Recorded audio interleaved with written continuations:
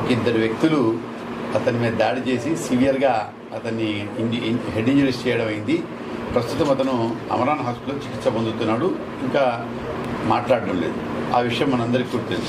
దానిలో భాగంగా ఏంటి అసలు దీన్ని దర్యాప్తు చేస్తే ఎస్పీ గారి ఉత్తర్వుల మేరకు ఎస్పీ ఎల్ఎన్ఓ గారి ఉత్తర్వుల మేరకు దర్యాప్తు చేస్తే ఇప్పుడు ఎవరైతే ఇంజూర్డ్ ఉన్నారో ఇంజూర్డ్ ఎదురింట్లో అంటే 502లో ఒకటి 501 ఒకటి.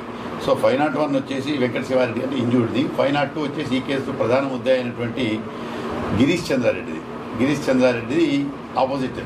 సో ఈ గిరీష్ చంద్రారెడ్డి మీద కొన్ని కేసెస్ ఉన్నాయి. ప్లస్ అదేవిధంగా కొంతమంది చాలామందికి అప్పులు ఇవ్వాలని చెప్పి అప్పుల వాళ్ళ ఇంటికి వచ్చి టచ్ చేస్తూ ఉంటే వీళ్ళేదో ఇన్ఫర్మేషన్ ఇచ్చారని వీళ్ళతో గొడవ పడుతూ ఉండేవాడు.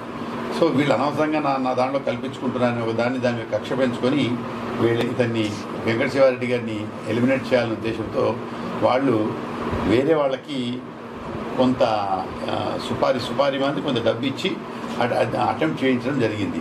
సో ఎవరైతే అటెంప్ట్ చేశారో వాళ్ళు ముద్దాయిలు పరారీలో ఉన్నారు. డెఫినెట్గా వాళ్ళని కూడా పట్టుకుంటాం. అయితే ఈ కేసులో ముఖ్యంగా ఎవరు చేశారు, దీనికి కుట్రదారులు ఎవరు అంటే దీంట్లో ఒక 4 వ్యక్తుల్ని మనం ఐడెంటిఫై చేయడం జరిగింది.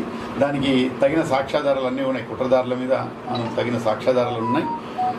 గిరీష్ చంద్రారెడ్డి ఒకరు, గిరీష్ చంద్రారెడ్డి గారి భార్య శ్రీలక్ష్మి గారు, అదేవిధంగా కొర్లగుంట రమేష్ అని ఒకతన్నాడు, అదేవిధంగా ధర్మలింగం కేశవన్ అని వాడిపేట పోస్ట్ పంచాయతీ తిరుపతి రోల్ మండలం.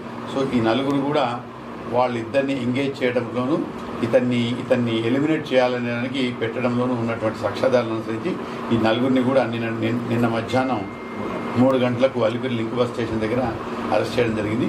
ఈరోజు రిమాండ్కి పంపుతాం.